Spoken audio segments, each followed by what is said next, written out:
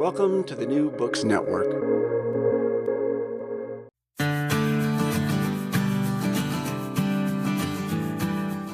Hello and welcome to Madison's Notes, the official podcast of Princeton University's James Madison Program in American Ideals and Institutions.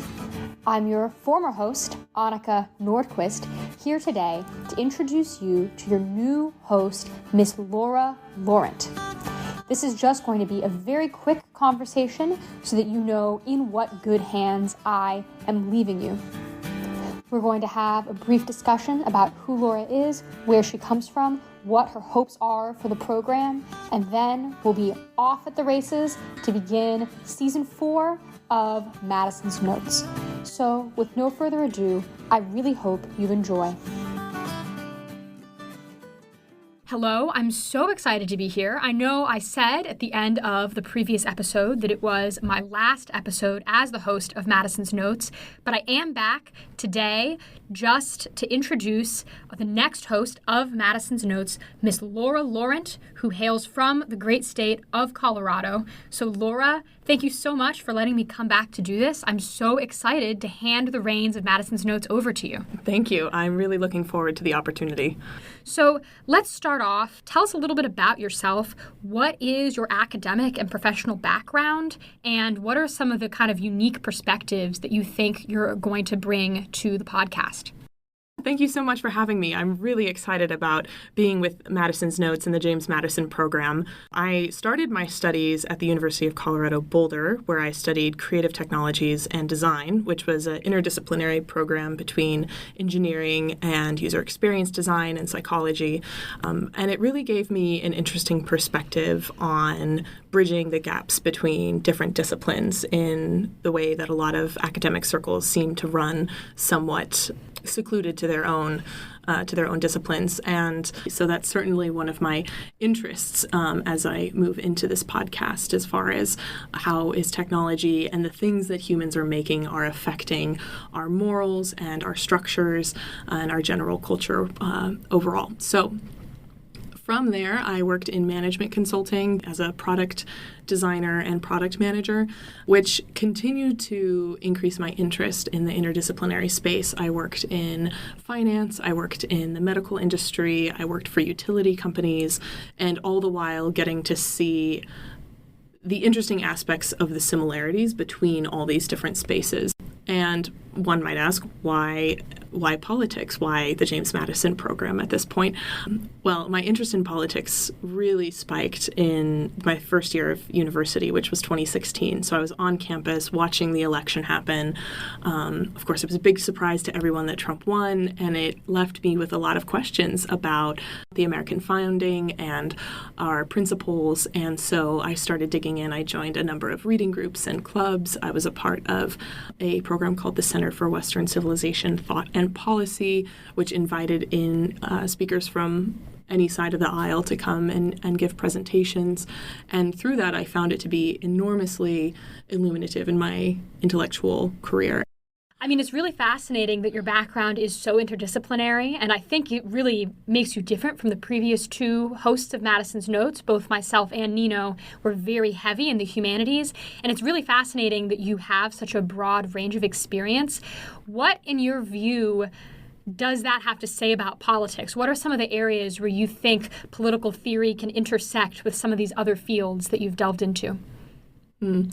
For me, it seems as though politics is the intersection of all these other parts of human life. And so saying, how does politics affect technology? How does politics affect industry? For me, industry and technology are politics. They're all intertwined, and pulling through on those threads that are connecting how people are interacting. What is the driving force between someone's moral disposition and the policies that they're enacting or the technology that they're creating? In essence, it's politics is human creation, and we can create industry, we can create art, we can create legislation, and looking at some of the basis of understanding for that creativity is something that deeply draws me in. So when we talk about the James Madison Program and its mission, Why do you think that mission is so important? Why are you excited to work here specifically and take on this specific podcast on this topic? That's a good question. Specifically, I'm really drawn to the scholarly collaboration that the James Madison Program fosters on campus and in the larger community, and particularly at such a prestigious university as Princeton. It comes at a higher level. The James Madison Program also somewhat mirrors some of the programs that I was involved in my own undergraduate studies, and those had such a huge impact on me as a person, not just in terms of my career choices, but in terms of my internal world and my intellectual life, that I really wanted to be a part of something that provided that for other scholars and other young individuals. So, Laura, what are some of the topics that interest you, and what are some of the books or thinkers that have really gotten you excited and you feel like have really influenced your intellectual development over the years?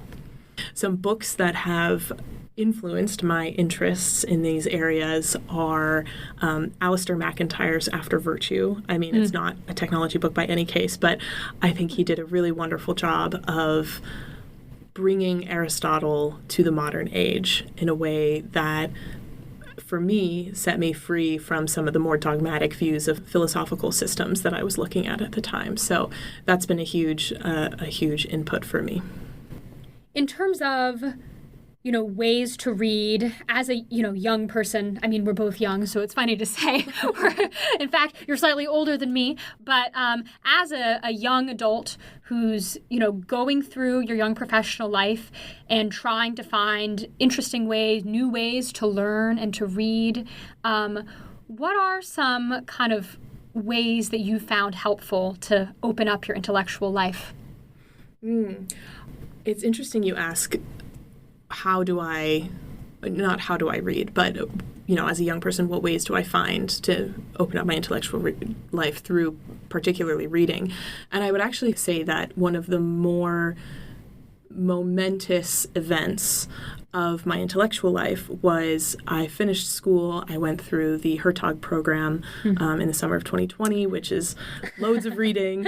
Well, we're both alumna, so the listeners, it's not sponsored, I promise. However, I had done so much reading through college, and I had tried to learn so many different perspectives and so many different philosophers, and I came to a point where I realized I needed to take a step back from input and take a moment to reflect on all the different inputs that I had received, and to really ask myself those questions, not asking other philosophers, what do they think the life of the mind is? What do they think moral righteousness is? But what do I think in regard to all of these different answers that I've been given? And so I would actually say it's not so much about what you read or that you even read at all sometimes. It's more so that you take the space to contemplate and you take the space to be quiet, and which is so difficult in our space, in our context right now of our environments. But just for me, it's riding my bike for just like an hour and just not having a podcast or music or anything in, and it just gives my system time to process and to actually come to a more firm foundation of what I believe and what I know and what I think, so I can come to the table with better questions and better perspectives. Oh, Laura, you're already recommending that our listeners not listen to podcasts anymore. Hey, I didn't say any podcasts. Obviously, we're going to be the best one, should you so choose. But if you only listen to one, stick with Madison's Notes. Exactly. A shameless plug. Well, Laura, it's really amazing for me, after having been hosting this podcast for 2 years, to be handing this off to you. And I know it's in really, really good hands.